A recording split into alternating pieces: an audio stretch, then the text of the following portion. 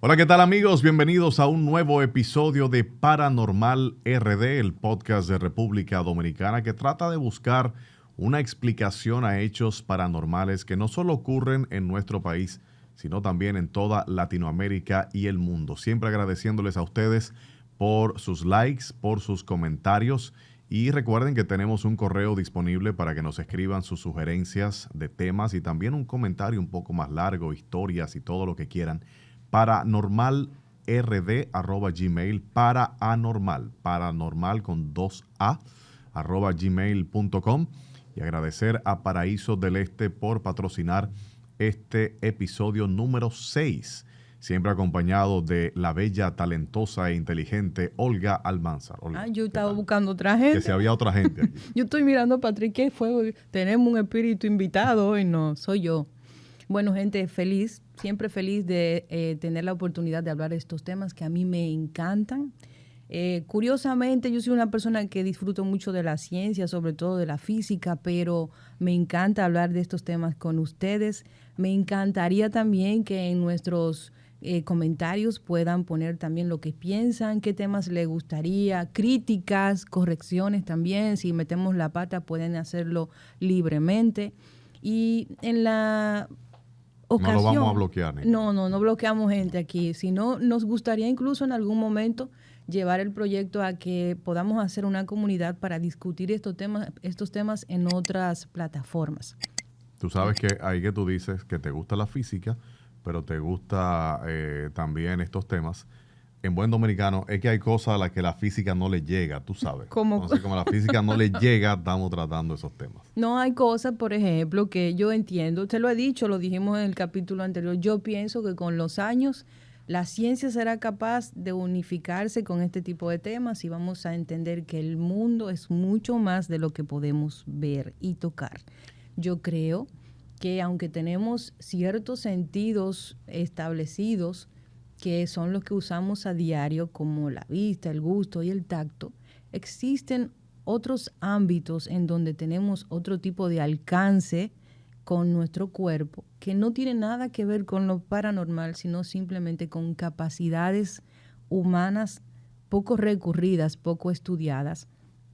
Y yo creo que eso es fascinante. Yo creo que el límite se lo pone uno y que cuando uno comienza a conocer esos límites se van borrando y uno es capaz de ver el mundo de una forma diferente y de concebirse como ser humano de una manera más amplia. Uh-huh.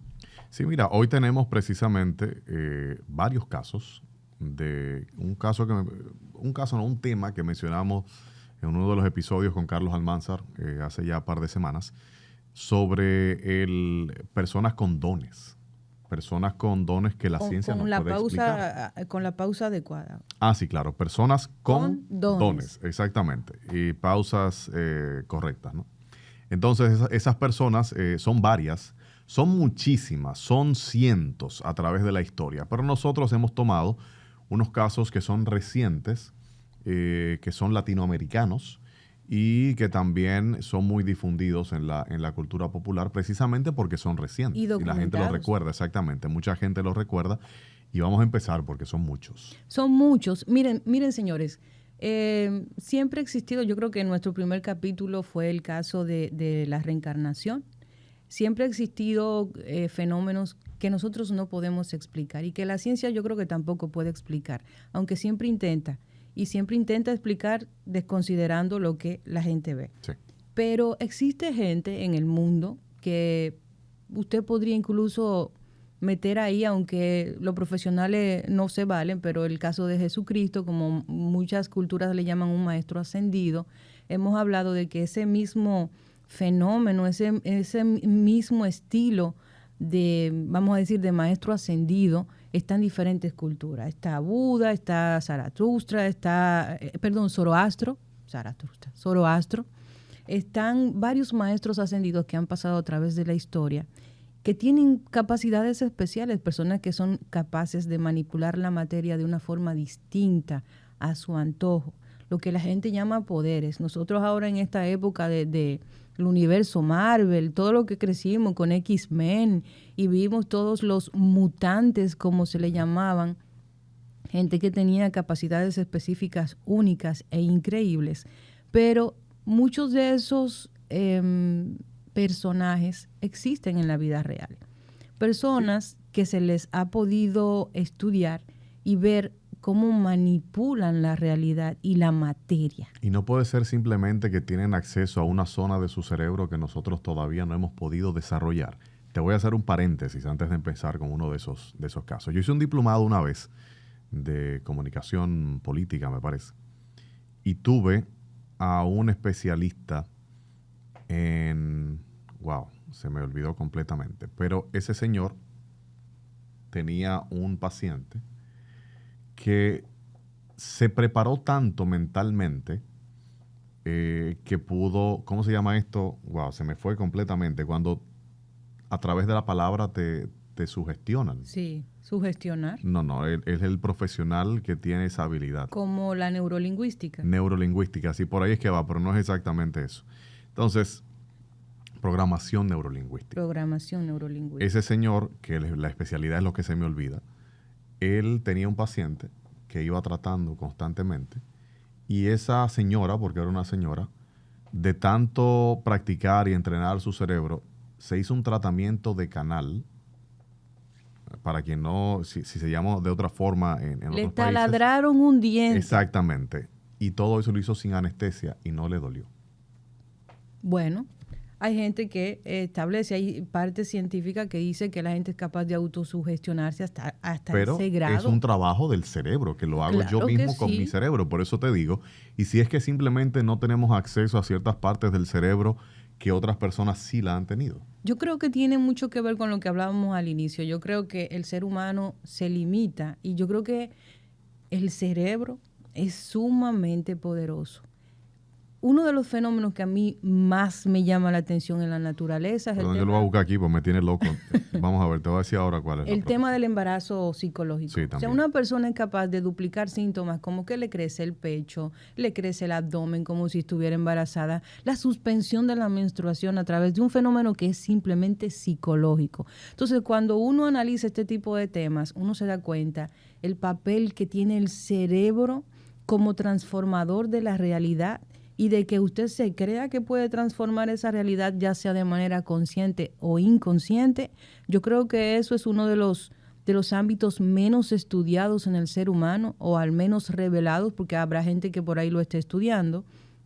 De hecho, se dice que la desaparición de Jacobo Greenberg, este psicólogo famosísimo mexicano que desapareció sin dejar rastro, se dice que una de las teorías que se manejaron fue que de Estados Unidos se lo llevaron porque él había logrado avances en el tema de los mensajes remotos que a Estados Unidos le interesaba y que por eso se lo llevaron. Esa es una de las teorías. Pero yo creo que es uno de los elementos menos estudiados del cerebro, de la capacidad que tenemos nosotros como seres humanos de hacer cosas si creemos que podemos hacerlas. Sí, y también dicen dentro de esas teorías de Jacobo Greenberg, que lo vamos a mencionar mucho con un caso que tendremos más adelante, es que llegó a tal nivel de desarrollo de su cerebro o de sus capacidades que pudo simplemente desaparecer y convertirse en otra cosa. De hecho, su hermano, en uno de los testimonios, lo que dice es eso, que él está aquí por en algo que todavía no podemos entender. Entonces, tal vez pudo ser eso, son otras de las teorías que se tratan. Sí, yo creo que en ese caso hay una mezcla mucho de mito y realidad, pero yo creo que sí. Nosotros vamos a hablar hoy sobre temas, el tema central va a ser como se llaman paragnostas. Son personas que se consideran con poderes paranormales, gente como mediums, gente como que tenía capacidades difíciles de explicar, de conectarse con el más allá. Y básicamente nos vamos a centrar en 3 casos muy famosos, que son el de Pachita, Bárbara Guerrero, mejor conocida como Pachita. Está también Chico Javier, que es brasileño, Pachita es mexicana. Y está también el caso del niño Fidencio, que es mexicano también. 3 personas que... Y yo tengo uno también. Yo también conseguí otro, por ejemplo, chileno, que me pareció fascinante porque estaba vinculado a escenarios médicos, o sea, estaba rodeado de intelectuales y médicos en el Chile antiguo. Sí.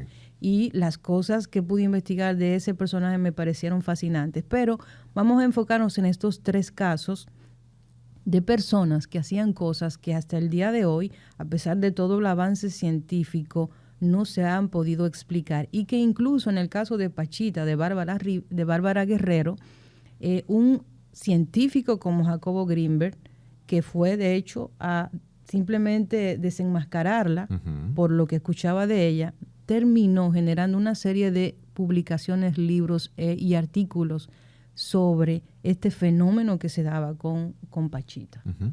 Yo creo que podemos empezar con la misma Pachita precisamente para ampliar un poco sobre esto. Dando un poco de referencia sobre Jacobo Greenberg, era un intelectual mexicano, o es, no sabemos, mexicano, sumamente respetado a nivel mundial, un genio, literalmente un genio. Entonces siempre escuchaba estas historias de Pachita, de que Pachita tenía la posibilidad de curar a las personas, de que iba alguien con un cáncer terminal y resultaba que ella los curaba con métodos sumamente tradicionales, un cuchillo desinfectado prácticamente con fuego en una estufa, probablemente en un horno, en un anafe, como diríamos en Dominicana, y podía sacar órganos de los cuerpos de esa persona. Pero usted pensará, ok, pero sacar órganos con un cuchillo, no, ella los sacaba, literalmente haciendo algo como esto, los sacaba, pedía unos nuevos y los entraba y la persona se sanaba. Entonces, Jacobo Greenberg, como decía Olga, escuchaba todos estos casos y decía, no, pero esto no puede ser, sobre todo un hombre de ciencia. Él pertenecía a la UNAM en México, la Universidad Autónoma de México, y fue un día a ver todo esto. Se fue por par de días. Sí, duró y terminó en 3 meses, exactamente. Y decía él que él iba como a confirmar algo. Él no iba a buscar información. Él iba, como decía Olga, a desmentir a esta señora y a probar que todo se trataba de un montaje, de un teatro, de una película, de que esa señora no hacía nada real y que todo era un engaño. Y precisamente Pachita no tenía ningún tipo de educación.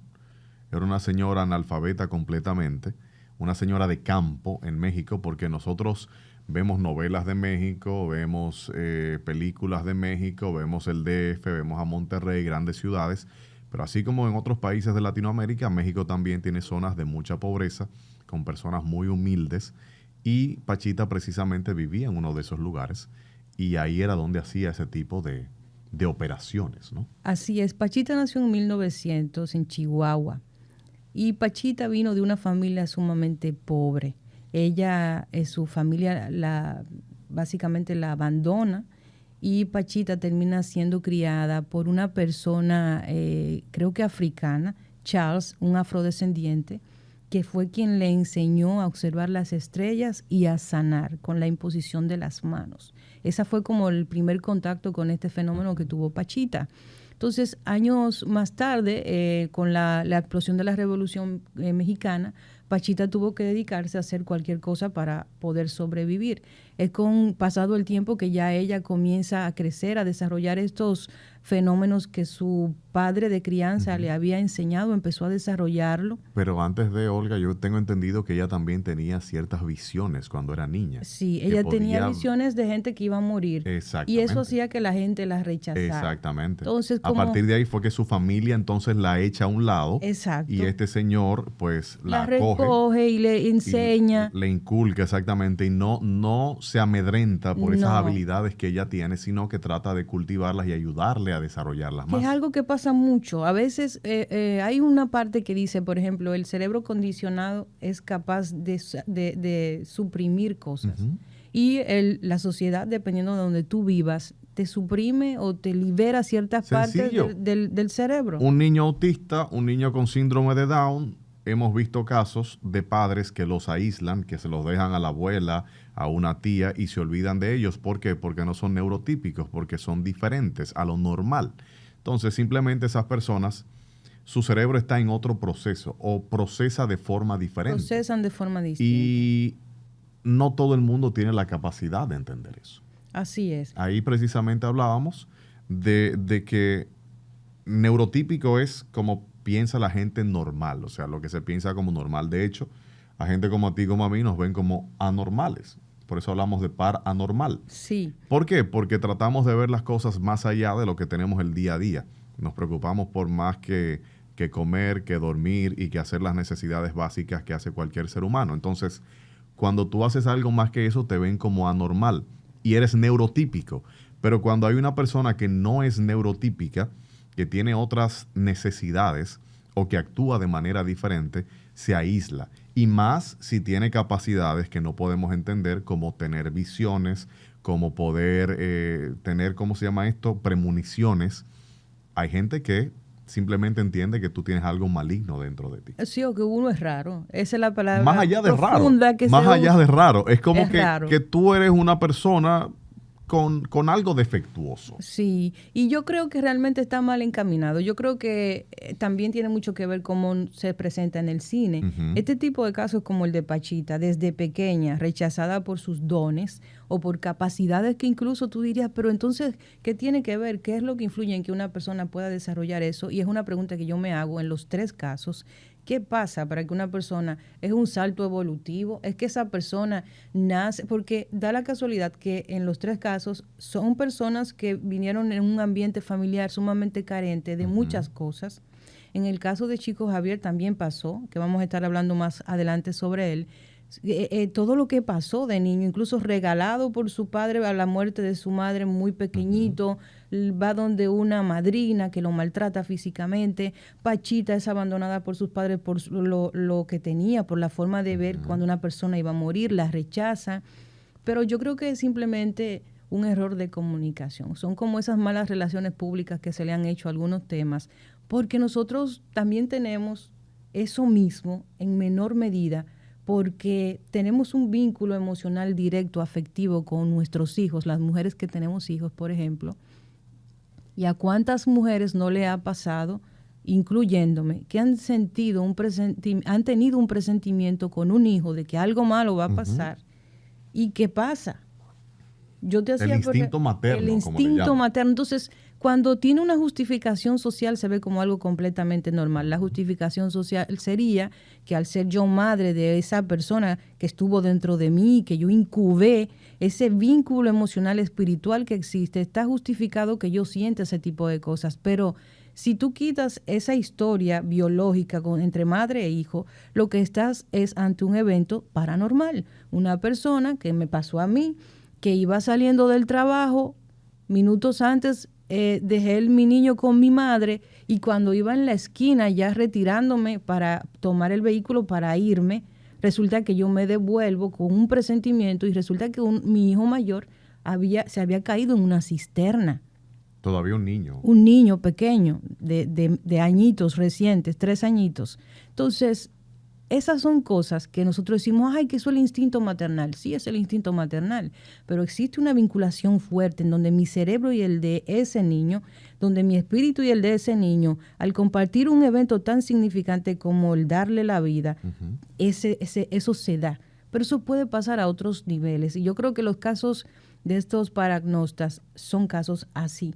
En el caso de Pachita, ella aprende todo esto y comienza a ejercer este conocimiento. Ella dice que hubo una tarde donde su padrastro, su padre de crianza, le enseña a meditar. Y que en esas meditaciones, que debo decir que están presentes en la vida de este tipo de personas, ella canalizó un espíritu que se llama, que ella le decía el hermanito, y que era una figura histórica, era una figura de la historia mexicana, muy específica.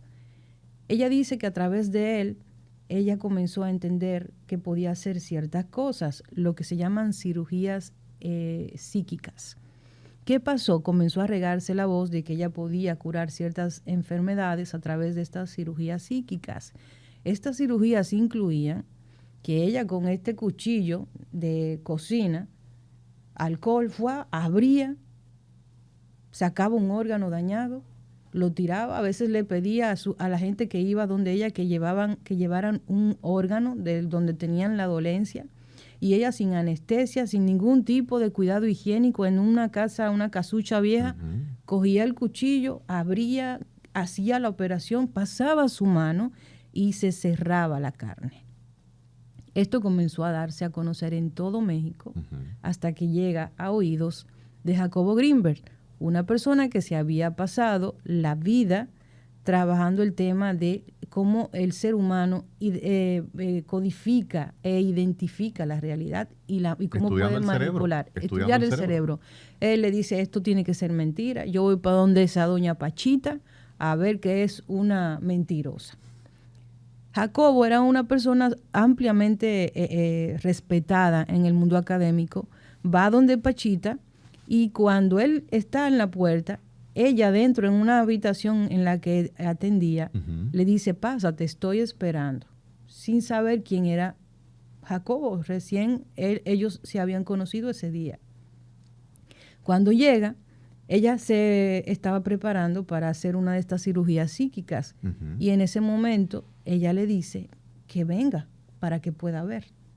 Pues resulta que ella comienza a hacer toda su cirugía, abre, no recuerdo si fue el pecho o la cabeza, creo que la cabeza de una persona porque tenía una afección en la cabeza, abre la cabeza, le toca todo y le dice a Jacobo que meta la mano. Y Jacobo se acerca, mete la mano, se da cuenta de que tiene sangre en las manos. De que es real. De que es real. Se queda mirando todo el proceso hasta que termina, sale, se sienta en una cafetería en shock y se le acerca a una mesera y le dice, necesita ayuda. Y él vuelve a la realidad y se queda mirando como, ¿por qué me dice si necesito ayuda? Y cuando se mira, se da cuenta que está todo manchado de sangre y que él ni siquiera se había dado cuenta de eso. Entonces ahí su cerebro explota, se dedica a presenciar y documentar con fotografías que vamos a estar pasando todo este proceso de las cirugías psíquicas de Pachita. Narra Jacobo en algunos de sus libros que incluso en algún momento cuando abría a la persona y veía que el órgano que estaba afectado por alguna enfermedad no estaba bien, ya estaba en muy mal estado, sacaba ese órgano, levantaba su mano y él dice ver cómo en su mano ella materializaba un órgano. Y con eso me refiero a que le aparecía como por arte de magia un órgano. Un riñón. Un riñón ahí, no un riñón de vaca, no un riñón. Pues, lo tiraba, lo tiraba. No que lo ponía ni cosía, no, lo tiraba. Lo tiraba, pasaba su mano y todo se quedaba cerrado. Le decía, metían a esa persona que tenía esa operación en un cuarto, en una habitación, le decían, no te puedes mover en 4 horas. Y esa persona se curaba. Incluso gente muy reputada de la época. Recuerdo un director de cine que fue también a ver a Pachita, incluso fue curado por Pachita con este mismo método. Entonces... Y perdón, así como tú dices que llevaba a esas personas y les decía que tiene que quedarse 4 horas, le decía a otros que no fueran al médico en cierto tiempo. Y hay un caso que me mencionaste de 2 personas que le dijeron que no fueran al médico en un mes, me parece. Ellos fueron juntos donde Pachita, ambos tenían dolencias médicas que ya habían intentado de todo y fueron donde Pachita con la intención de que ella los curara. Ella los recibió, hizo su procedimiento normal y les advirtió. Lo mandó primero al cuartito a que se quedaran quietos por un tiempo. Cuando salieron de ahí le dijo, no vayan al médico en al menos 30 días. Ellos no sabían por qué, pero eso lo vamos a explicar más adelante. Lo que yo creo, no una explicación porque la verdad no la tiene nadie, pero mi interpretación de eso que sucedió. Ellos se van, uno de ellos se queda en su casa, sigue al pie de la letra lo que le dice Pachita y se cura. El otro tiene curiosidad. Perdón. Y fue al médico después de 30 días y resultó que estaba curado. Pero hubo uno que les dio curiosidad, quería saber si realmente estaba bien, porque tenía miedo de que si no estaba bien empeorara. Y cuando fue antes de los 30 días, estaba peor. El médico le dijo, usted está peor de como vino la última vez. Y esa persona termina muriendo. Y es interesante porque ahí yo digo que entra lo que es la sugestión, el acto de fe. Yo creo que estos eventos que se dan con paragnostas, evidentemente hay algún tipo de misterio en relación a cómo ellos manipulan la realidad. Del caso de Pachita me llama mucho la atención el tema de la materialización, de tu poder convocar materia a voluntad. Y eso tiene mucho que ver con esta teoría que estableció Jacobo Grinberg a través de sus investigaciones. De la latiz, de la teoría sintérgica, que él establecía que la realidad es una interpretación visual que nosotros tenemos, pero que la realidad no es no es simplemente lo que podemos ver y tocar. Eso está completamente explicado en la escena de Matrix con la cuchara. La cuchara no se dobla, el que se dobla eres tú. El que se dobla eres tú, porque la cuchara no existe. La cuchara es una imagen que te han enseñado a ti, que se llama cuchara, pero que realmente no está ahí. Entonces, a veces suena un poco complejo, pero yo creo que... suena de ciencia ficción. Suena de ciencia ficción, pero realmente tiene mucho sentido a nivel físico. Lo comentamos una vez aquí.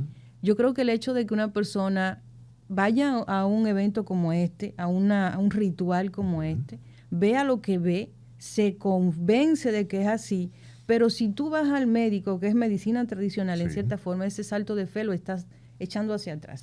Y ahí entramos al tema que mencionamos en el capítulo anterior, de que hay cosas que tú no puedes percibir. Sencillo. En el caso de... Wow, tenía algo muy fresco y se me fue. Pero en este caso de lo que puedes ver o lo que puedes escuchar. Por ejemplo, los perros escuchan ladridos de otros perros a kilómetros, algo que tú no puedes escuchar. Y porque tú no lo puedes escuchar significa que no existe. Entonces, hay cosas que existen, pero tú no puedes percibir. Y tienes limitaciones físicas. Claro. Ahí es donde voy yo con este tema de Pachita. En el caso particular de Pachita, nosotros tenemos unas limitaciones físicas. Podemos ver hasta cierto punto, podemos escuchar hasta cierto punto. Hay cosas, hay fenómenos como la anosmia, que es la ausencia de olor, o sea, la persona que no tiene la facultad de oler, y eso tiene un impacto inmediato en cómo percibe el sabor. Entonces, nosotros tenemos un cuerpo que muere, un cuerpo físico que tiene muchas limitaciones, y yo creo que dentro de ese cuerpo físico, aquello que nos expande es el cerebro. Perdón, ya me acordé. Hablamos eso con Carlos Almanzar cuando vino también. La física te dice los átomos no se tocan, pero tú estás tocando todo a tu alrededor y todo está hecho de átomos. Entonces, que tú puedas tocar cosas según lo que te dice la física es una alucinación. Así es. Es algo irreal. Y yo iría un poco más lejos. Por ejemplo, todo está hecho de lo mismo. Ahí lo que dicen, este pequeño experimento físico, que si tú pones una manzana y la dejas en una caja en millones de años, tú no sabes lo que vas a encontrar, porque eso puede ir evolucionando hasta convertirse en una estrella que va a estar luego en el firmamento. Es muy loco decirlo de esa manera, pero realmente, por ejemplo, mi riñón o mi hígado están hechos de la misma materia, de todo lo que nos rodea. Entonces, que una persona conozca quizás los secretos de cómo manipular, cómo convocar la materia y convertirla en lo que ella quiera, no es tan descabellado desde la forma teórica, o sea, en teoría. Sí. Lo que pasa es que hay cosas que no podemos entender. Y ahí va lo que hablábamos al inicio. Tenemos un cerebro moldeado. Salir de los convencionalismos es difícil. Pensar un poco fuera de la caja, como le decimos, es difícil.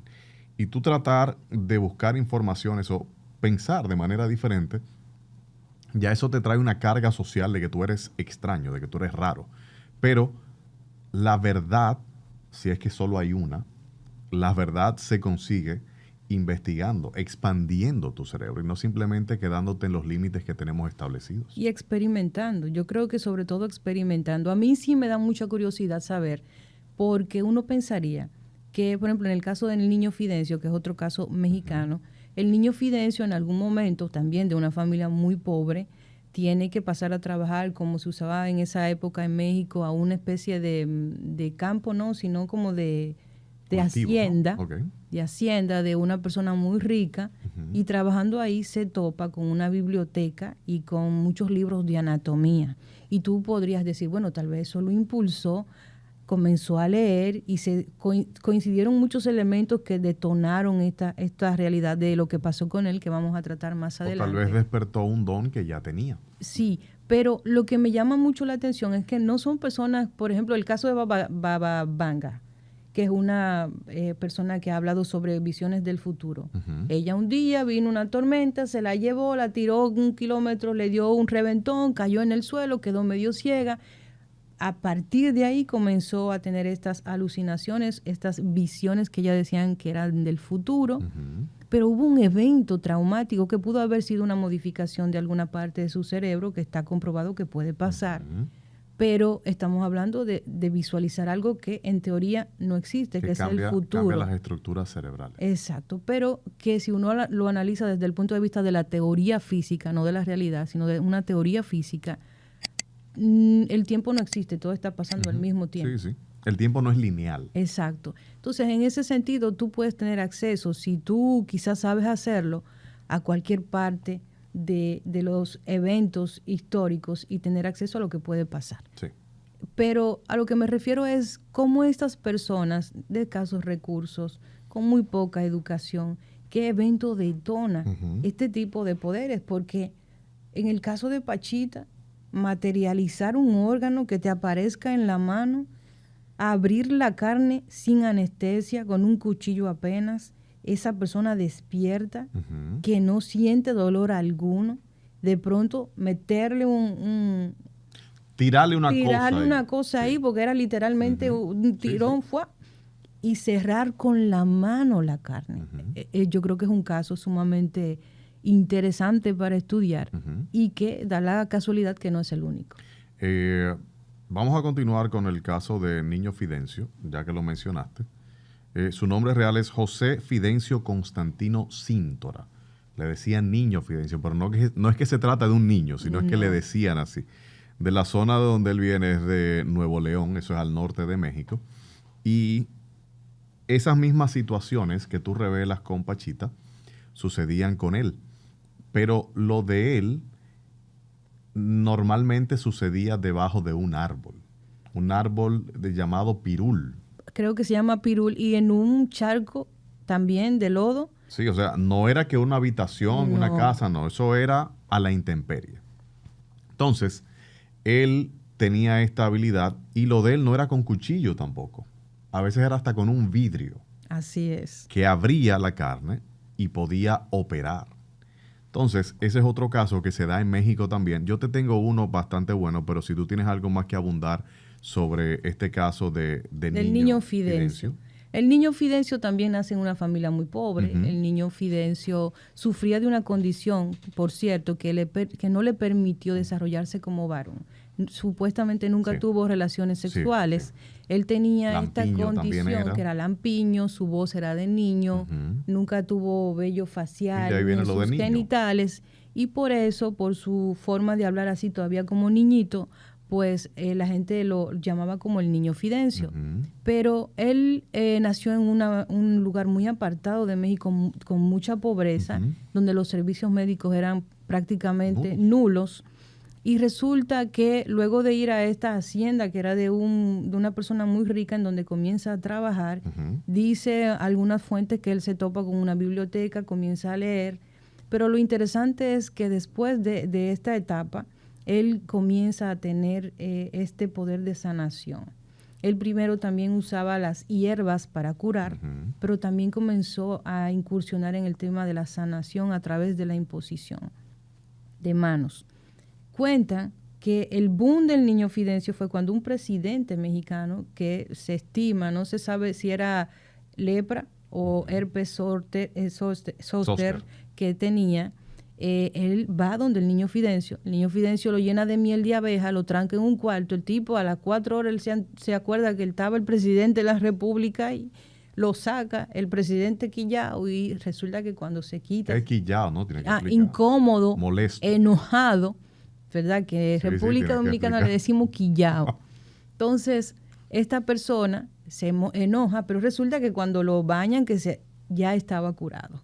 Entonces, cuando eso sucede, explota por todos lados el tema. Esa es la publicidad mayor. Sí, el presidente, curaste al presidente. El presidente. Comenzaron a llegar personas de todas partes de México. Dicen, y hay imágenes que vamos a estar pasando, que la cantidad de personas que se agolpaban para ser sanados por el niño Fidencio llegó a tal punto que había momentos en que se podían juntar hasta 11,000, 15,000 personas para verlos, y que ya llegaba un momento en que era imposible trabajar persona por persona, y él tuvo que comenzar a hacer estos rituales rarísimos donde él se encaramaba en una mata, tiraba fruta y al que le caía un manzanazo se curaba de lo que fue a buscar por ahí a sanarse.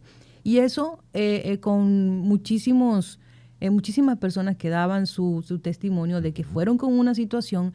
Estamos hablando de que gente paralítica, que él usaba un columpio en donde se montaba con este paralítico, se mecía en el columpio, se paraba y esa persona salía caminando por sus propios pies. Sí. Gente que recuperaba la vista, gente que iba con cualquier tipo de dolencia y si tenía que operar simplemente usaba un cristal, un vidrio para hacer sus operaciones. Y así pudo sanar a miles de personas que iban detrás de la sanación. Él murió muy joven. Sí. No se sabe de qué murió porque él no dormía. No tenía ni 40 años. No tenía ni 40 años. Él no dormía, él solamente se dedicaba a esto. No cobraba nada de lo que hacía.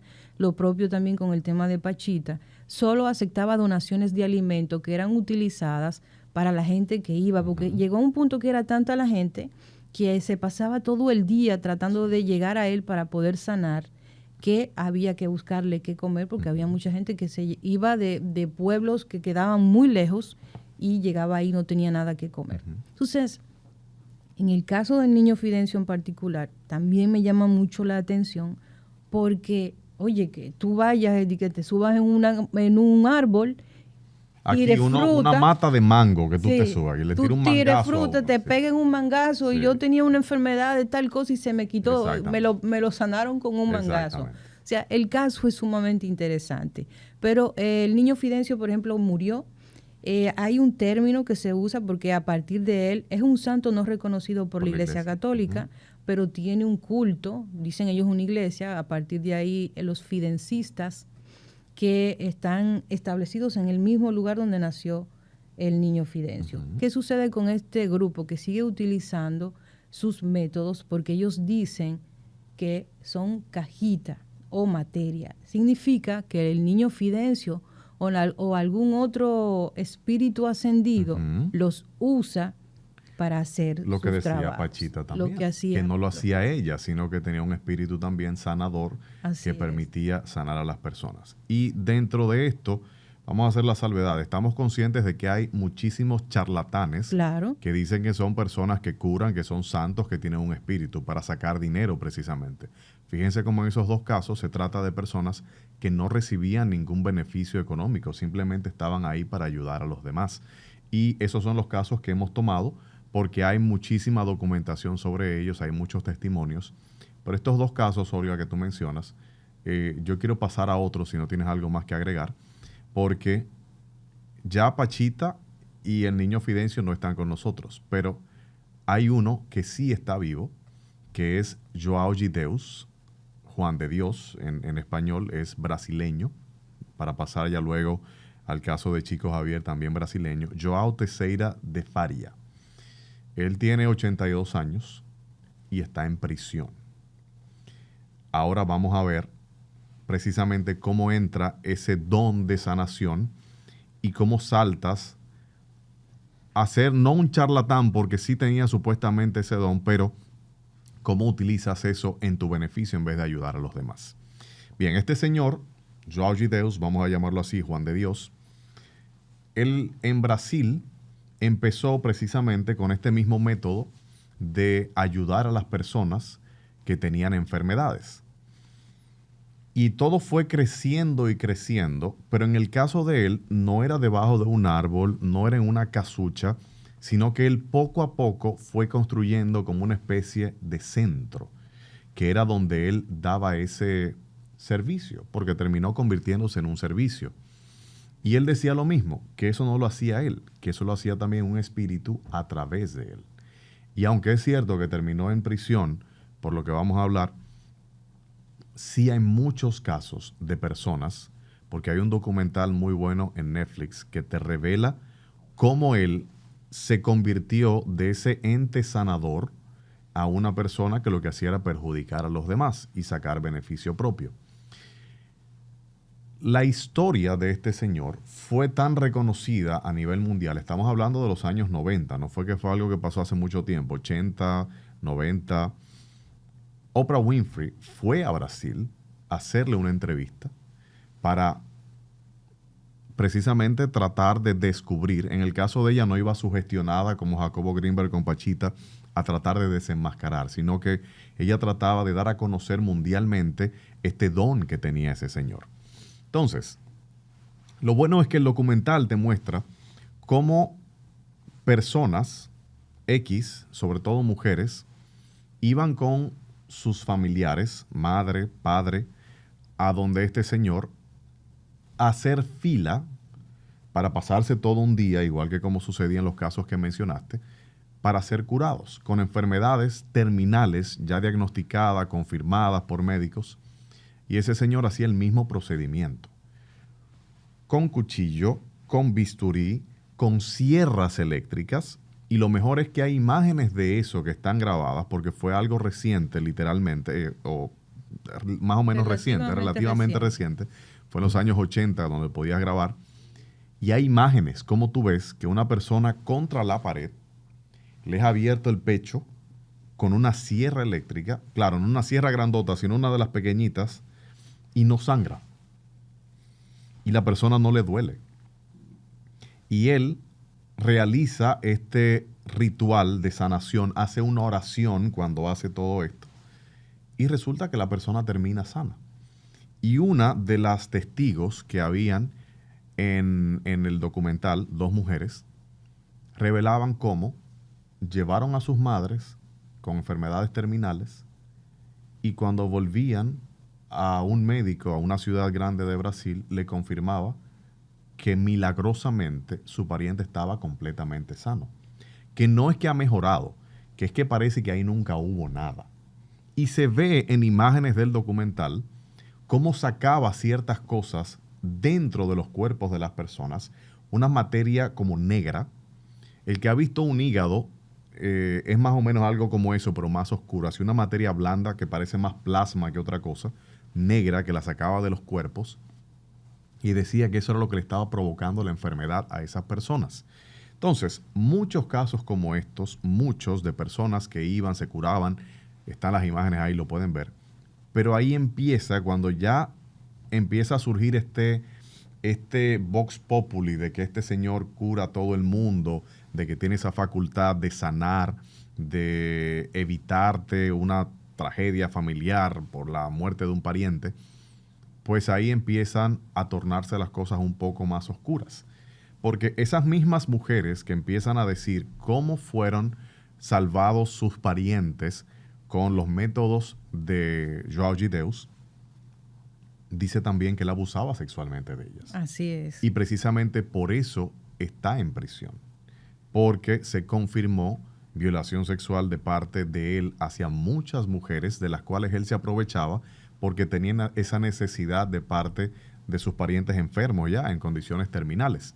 Entonces, dentro de esto, lo que se manifiesta es que hubo otro espíritu que se aprovechó de esa situación que él estaba viviendo y como que desplazó dentro de él ese espíritu original de la sanación, y que hubo otro que se apoderó de él, que le generó esa lascivia para aprovecharse de esas mujeres, y que a partir de ahí la historia fue completamente diferente. Ahí vino un enriquecimiento ilícito de parte de él, un esquema lavado de activos y todo ese tipo de cosas, y ese señor está en prisión todavía, está vivo con 82 años.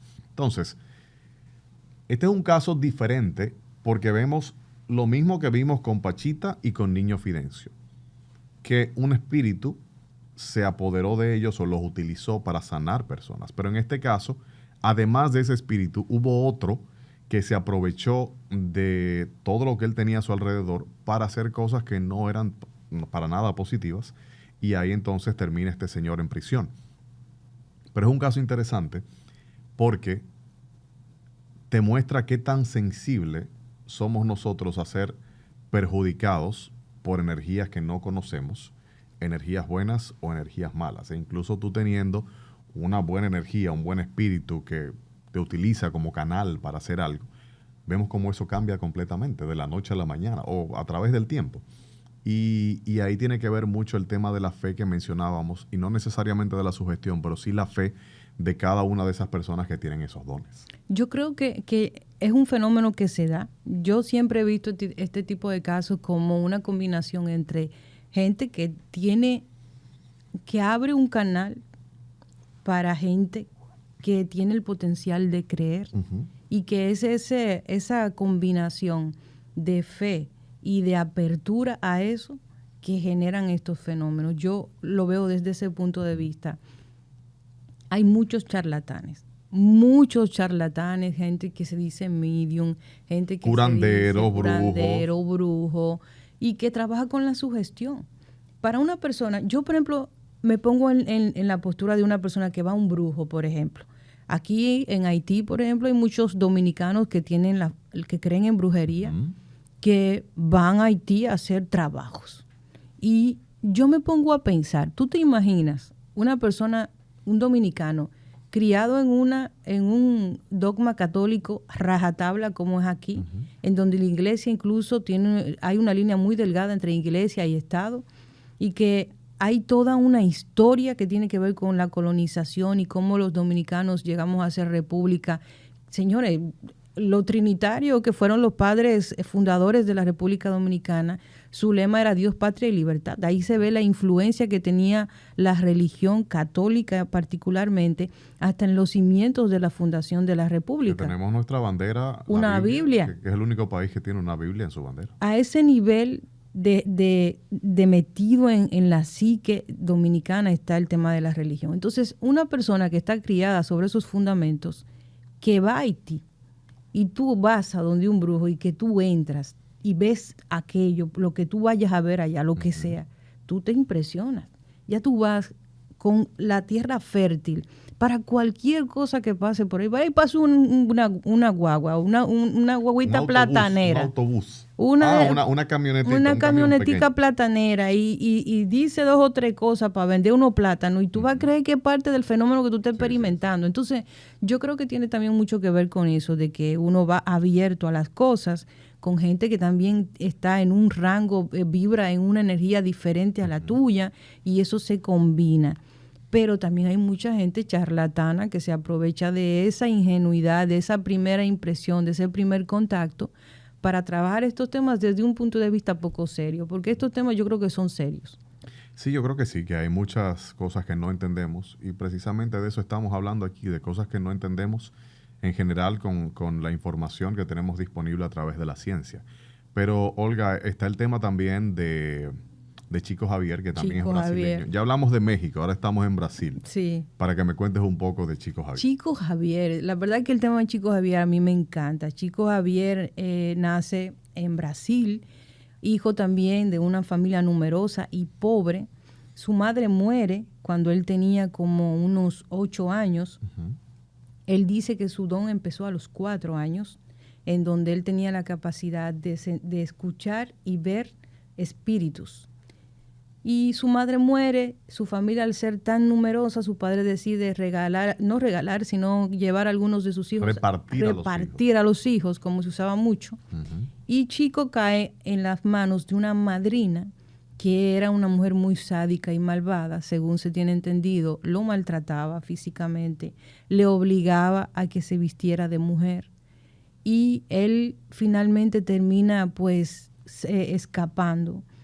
Y Chico Javier, como tenía este don desde jovencito, él decía que los espíritus le decían cosas y que él canalizaba cualquier cantidad de espíritus y ellos le pedían que escribieran cosas o que le dieran mensajes a ciertas personas, a familias o lo que sea. Yo creo que el punto de inflexión en el caso específico de Chico Xavier, que para mí fue como el caso que lo catapultó. Lo hizo famoso mundialmente. Hubo un candidato a diputado en Brasil que estaba en campaña. Este diputado no era una persona con dinero, no era una persona pudiente, y él estaba en campaña de pueblo en pueblo buscando que la gente lo conociera y votara por él. Este candidato viajaba con un acompañante, tenía unos 16 años. Okay. Era una persona con muy pocos recursos para la política, igualito que aquí en República Dominicana. Sí, claro. Entonces, él se queda a dormir en su vehículo porque no tenía dónde más dormir, se queda en el vehículo. Resulta que en ese momento se acerca un policía que ve este vehículo en medio de la nada y ve dos gentes ahí durmiendo. Se acerca, le toca la ventanilla y se escucha un disparo. Impacta sobre este joven, el candidato a diputado, matándolo de inmediato. ¿Qué sucede? Comienza el proceso, comienzan las investigaciones. Los jueces saben sin duda que el policía mató al candidato a diputado. Todo comienza a ser una investigación hasta que en un momento llega una carta.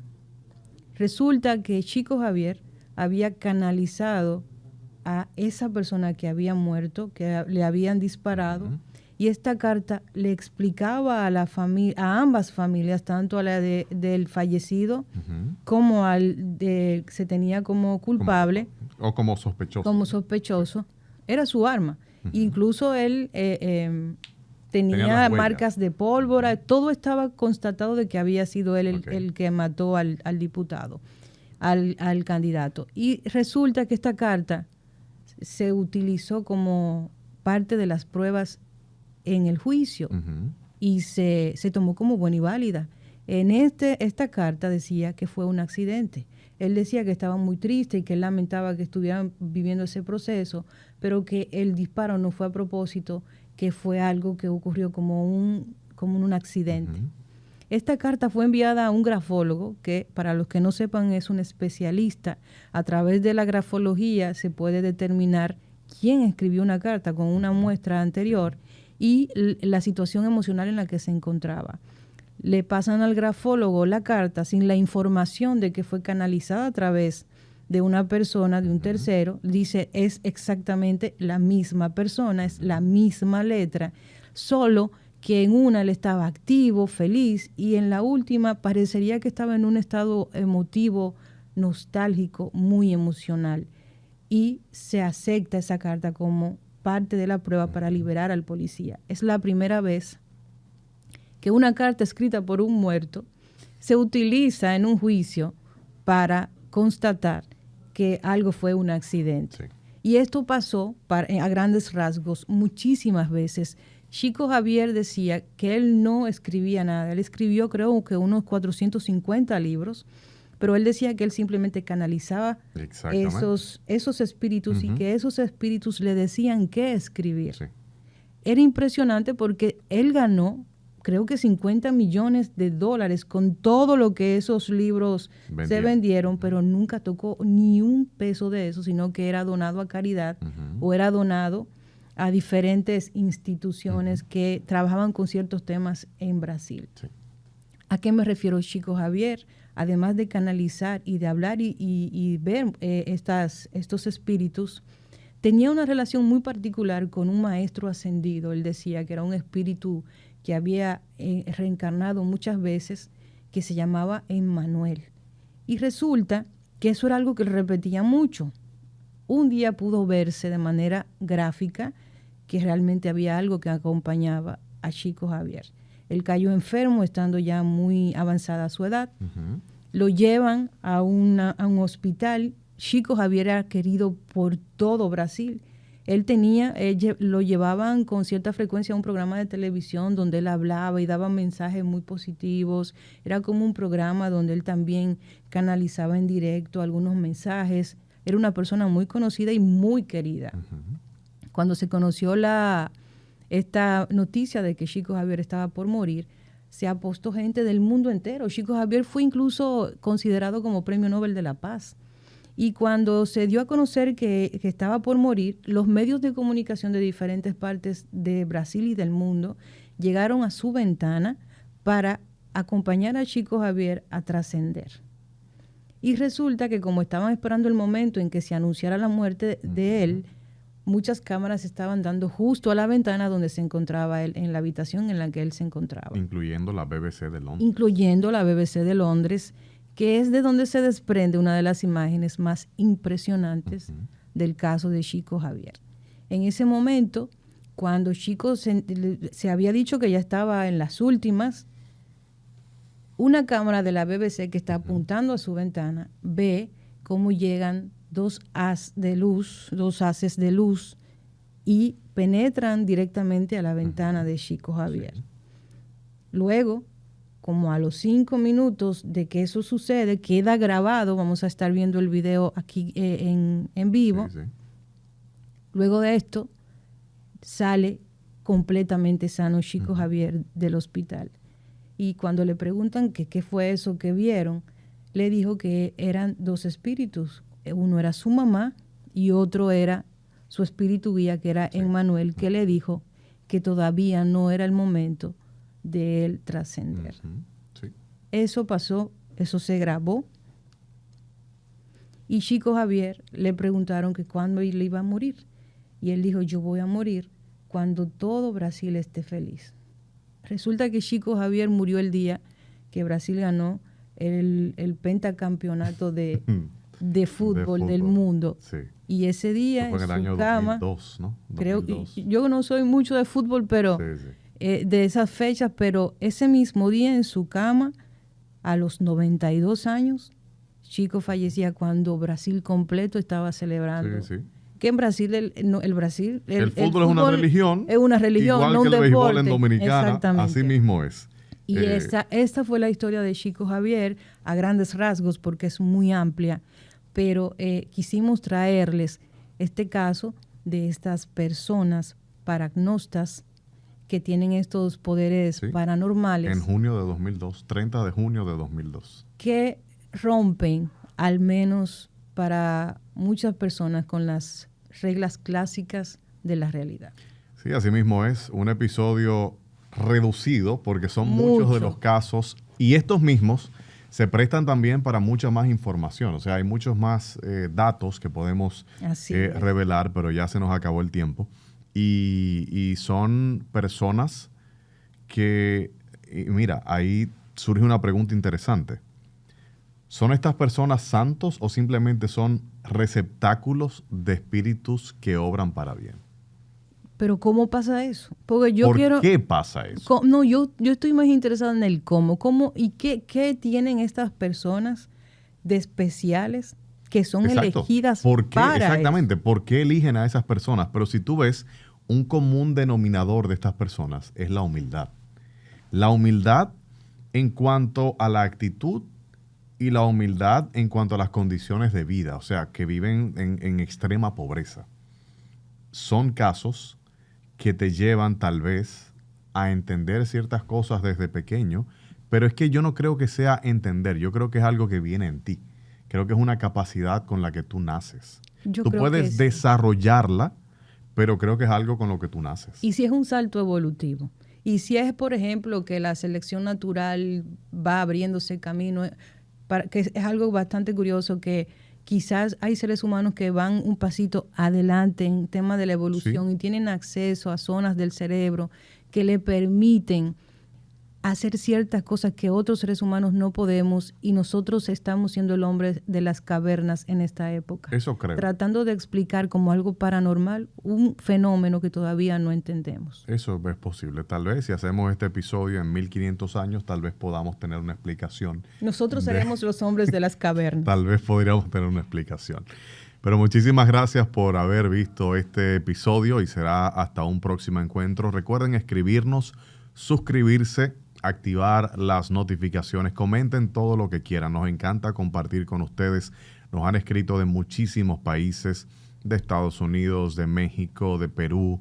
Escríbanos de donde sea y lo que quieran también. Déjenos saber su opinión, que aunque no estén de acuerdo con nosotros, no lo vamos a bloquear ni nada. Simplemente la idea es enriquecer el debate y poder seguir teniendo más discusiones sobre esto. Gracias otra vez a Paraíso del Este por patrocinar este episodio y será hasta un próximo encuentro.